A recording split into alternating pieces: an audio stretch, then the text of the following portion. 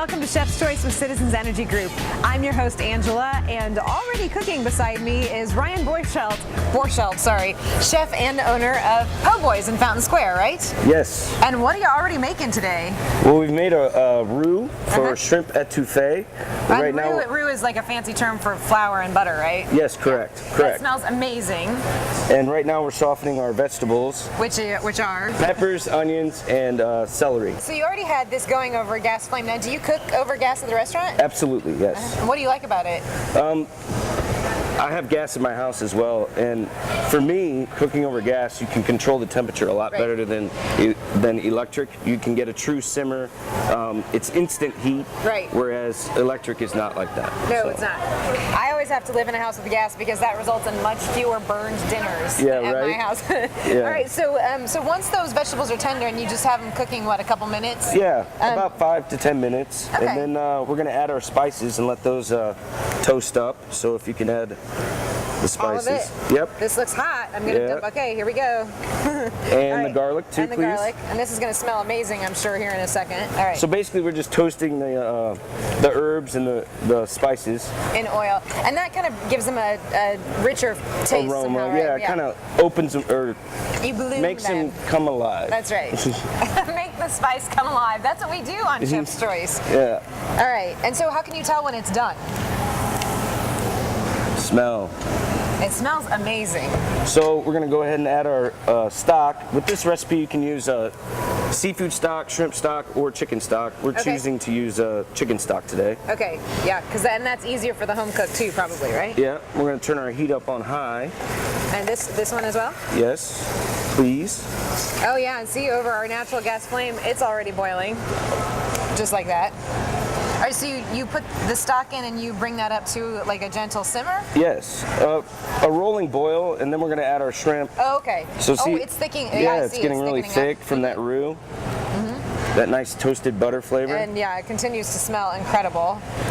So how do you know when it's time to put the shrimp in? When it comes to a boil, we're kind of at a simmer. Okay. It should be quite shortly here. Yeah, you can add them now. All right. All right, so you just plop them in, like nothing fancy? Okay. Nothing fancy. There we go. All right. Oops. Oh, there's one last one. He doesn't want to get eaten today. So you put those in, and we're going to let this simmer for how long? About 5 minutes. Okay. All right, well, why don't we do that, and we'll come back and you can show us how to make the final presentation. Yeah, sure. All right. So you've had this kind of rocking and rolling here for just a few minutes, really not that long. And now we're going to put it over rice, right? Well, first we're going to taste it for spice and salt. It's boiling hot. What's that? It's boiling hot. You got to blow on it. Well, okay, you can taste it for spice and salt. No, I'll taste. All right, I'll taste it. I'm gonna be in what? I think it's got enough salt. I think it's got enough salt too. We're gonna add a little spice though. Ooh, kick it up a notch. Yeah. So what are you putting? You're just putting in hot sauce? Crystal's hot sauce, made in Louisiana. I don't know. It actually has a little bit of a kick to it already. Once you know. I like it spicy. It'll open the sinuses. Oh my gosh. We make a hot sauce at our restaurant that's really hot. That's super hot. And do you serve something alongside to like cool the palate? No, we don't do that. You just have to eat a mouthful of white rice. Now, what's the sriracha for? Is that just for people who want it even hotter? Yeah. We have sriracha and traditional like Louisiana hot sauce. Yeah, on every table. Do you always serve it over rice? Could it be served over any other kind of grain? You could. We serve it over steamed rice. All right. So tell us a little bit about Po' Boys. I hear you've got some really interesting features down there. We do. Recreational opportunities. We have a great outdoor space. We have 2 bocce ball courts and 2 sets of giant Jenga.